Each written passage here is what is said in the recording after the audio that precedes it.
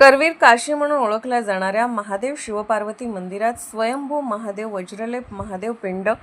नंदीसह 12 लाखाहून अधिक खर्च करून नूतनीकरण करून घेतले। महादेव मंदिराचा प्राणप्रतिष्ठापना सोहळा सकाळी महाअभिषेक महाआरती दरम्यान करवीर पीठाचे जगद्गुरू शंकराचार्यजी महाराज यांची त्यांच्या सहकार्यासह वज्रलेप प्राणप्रतिष्ठापनाचा सोहळा त्यांच्या शुभ हस्ते करण्यात आला। तसेच मंगळवार दिनांक 14 एप्रिल रोजी महाअभिषेक लोकनियुक्त सरपंच सौ संगीता शहाजी पाटील,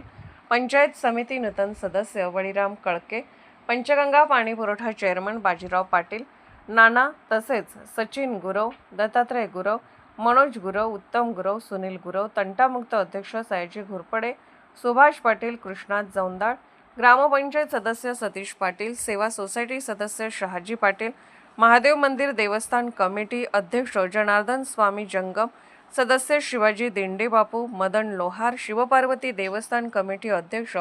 श्री बाळासाहेब चौगले, माजी अध्यक्ष विलास परेट, सदस्य दीपक पाटील, पंचायत समिती माजी सदस्य वैशालीताई पाटील, पंडित चौगले, सचिन टिटवे, संदीप परीट, आनंद शेलार, रोनित पाटील, धीरज पाटील, शांतिदूत मर्दानी, आखाड्याचे सौरभ ठमके, समाधान मुरावणे, मोहन पाटील, कोल्हापूर जिल्हा दूध उत्पादक संघटना जिल्हा अध्यक्ष ज्योतिराम घोडके, शेतकरी संघटना तालुका अध्यक्ष सलीम मुल्ला, मुनवर मुल्ला, पत्रकार सुधाकर पाटील, पत्रकार शिवानी प्रभावळे यांच्या आणि पश्चिम महाराष्ट्र देवस्थान कमिटी सचिव माननीय शिवराज नायकवडे, युवा नेते रवी पाटील यांच्या प्रमुख उपस्थितीत महाआरती आणि महाप्रसाद सकाळी 11 ते दुपारी 3 पर्यंत चालू होते।